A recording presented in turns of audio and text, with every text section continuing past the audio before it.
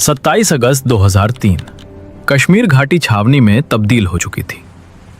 भारत के प्रधानमंत्री अटल बिहारी वाजपेयी श्रीनगर के दौरे पर थे। सुरक्षा एजेंसियां हाई अलर्ट पर थीं। सुरक्षा इतनी कड़ी थी कि वहां कोई परिंदा भी पर नहीं मार सकता था। लेकिन इन सब से बेखबर एक साधारण सी साइकिल पर मौत सवार होकर वाजपेयी जी की तरफ बढ़ रही थी। एक आदमी पारंपरिक कश्मीरी कपड़ों में साइकिल पर पैडल मारता हुआ आगे बढ़ रहा था। वो प्रधानमंत्री के काफिले से महज 1 किलोमीटर दूर था। तभी उसके सामने बीएसएफ का एक नाका आया। उसने बड़ी चालाकी से जवानों की आंखों में धूल झोंकने की कोशिश की। वो लगभग नाका पार कर ही चुका था कि तभी एक जवान की नजर उसकी मुट्ठी पर पड़ी। उसकी मुट्ठी अजीब तरह से कसकर जकड़ी हुई थी। जवान की छठी इंद्री जागी। उसने आवाज दी, रुको! उसे एक आवाज ने इतिहास बदल दिया। वो शख्स घबराया गया और उसी घबराहट में उसने साइकिल वहीं छोड़ी और भागने लगा। लेकिन बीएसएफ के जवानों ने उसे दबोच लिया। जब उसकी तलाशी ली गई तो सच सामने आया। उसके पूरे शरीर पर विस्फोटक लिपटे हुए थे। वो एक चलता फिरता मानव बम था। उसे इंटेरोगेशन के लिए ले जाया गया, जहां पर बीएसएफ के इंटेलिजेंस ने जब उसे 3rd डिग्री दी और घंटों तक पूछताछ की तो आखिरकार उसका सब्र टूट गया। दर्द और डर के मारे उसने वो राज अगल दिया जिसने एजेंसियों की नींद उड़ा दी। उसने कहा, मुझे गाजी बाबा ने भेजा है। गाजी बाबा, ये नाम कश्मीर में खौफ का दूसरा नाम बन चुका था।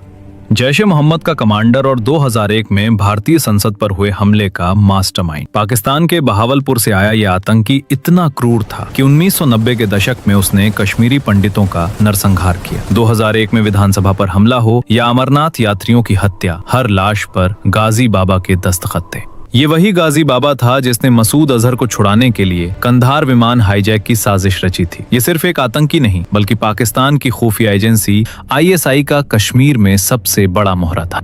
वो खुद को कश्मीर का ओसामा बिन लादेन मानता था। उसकी सुरक्षा इतनी कड़ी थी कि वो हमेशा 10 हथियारबंद आतंकियों के घेरे में चलता था और सोते वक्त भी अपने शरीर पर बारूद से भरी जैकेट, सुइसाइड वेस्ट पहने रहता था। उसे जिंदा पकड़ना नामुमकिन था और मारना शेर के मुंह में हाथ डालने जैसा। लेकिन गाजी अगर हैवान था तो उसका काल बनकर आए बीएसएफ के जांबाज अफसर नरेंद्र दुबे।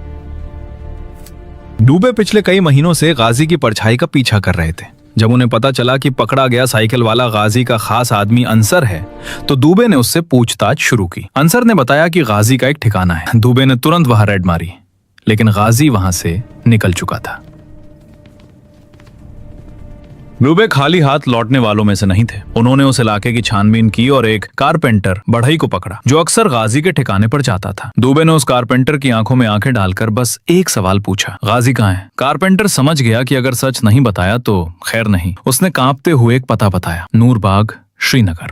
30 अगस्त 2003 सुबह के 3 बज रहे थे। नरेंद्र दुबे अपने 3 सबसे भरोसेमंद साथियों त्रिवेदी, हिमांशु और विनु चंद्रन के साथ नूरबाग की उस 3 मंजिला इमारत के बाहर खड़े थे। पूरी बिल्डिंग को बीएसएफ ने घेर लिया था। यह करो या मरो का मिशन था। ऑपरेशन शुरू हुआ। टीम दबे पांव अंदर घुसी। Ground floor clear, first floor clear. Second floor पर एक औरत मिली जो गाजी की पत्नी सादिया थी। उसे सुरक्षित बाहर किया गया। अब बची थी तीसरी मंजिल। सीढ़ियां चढ़ते वक्त हर जवान की सांसें थमी हुई थी। उन्हें पता था कि ऊपर मौत उनका इंतजार कर रही है। दुबे ने तीसरी मंजिल का दरवाजा खोला। एक नजर में कमरा खाली लगा। दुबे का माथा खनका। क्या गाजी फिर भाग गया? दुबे गुस्से में पलटे ही थे कि उनकी नजर कमरे में लगे एक बड़े शीशे पर पड़ी। उस कमरे में दीवार पर एक आदमकद शीशा लगा था। एक जवान धीरे से आगे बढ़ा। जैसे ही उसने शीशे को छूने की कोशिश की, शीशा अपनी जगह से हिल गया। वो शीशा नहीं, एक छलावा था।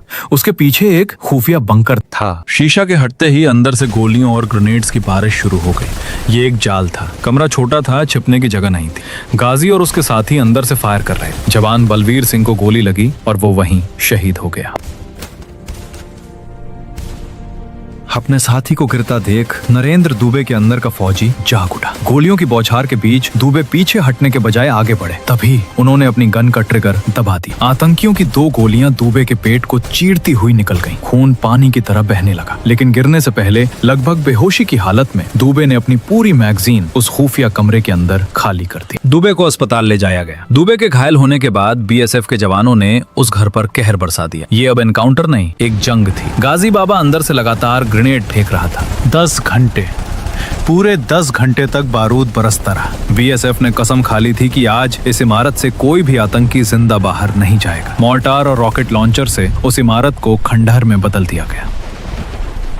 जब धुआं छटा और जवान अंदर घुसे तो वहाँ 3 लाशें पड़ी थी। उनमें से एक चेहरा वही था जिसे भारत की एजेंसियां सालों से ढूंढ रही थी। जमीन पर मुंह के बल पड़ा वो शख्स गाजी बाबा था। गाजी बाबा मौत का मतलब था कश्मीर में आतंकवाद की रीढ़ की हड्डी टूट जाना। गाजी बाबा की मौत ने जैशे मोहम्मद की कमर तोड़ दी। पाकिस्तान में बैठे मसूद अजहर को यकीन नहीं हुआ कि उसके सबसे बड़े कमांडर को बीएसएफ ने घर में घुसकर मारा है। इसके बाद कश्मीर में आतंकी हमलों में भारी गिरावट आई। ये जीत थी उस जांबाज अफसर नरेंद्र दुबे की, जिन्होंने अपनी जान की परवाह किए बिना देश के दुश्मन को जहन्नुम पहुंचाया। लेकिन अफसोस की बात है, आज हम रील बनाने वाले सोशल मीडिया स्टार्स को तो जानते हैं, पर असली हीरो नरेंद्र दुबे का नाम शायद गूगल पर भी मुश्किल से मिले। अगर आपको ये वीडियो और हमारी ये कोशिश पसंद आई हो तो वीडियो को लाइक और शेयर जरूर करें और कमेंट में जय हिंद जरूर लिखें, ताकि दुनिया को पता चले कि हम अपने नायकों को भूले नहीं हैं। वंदे मातरम।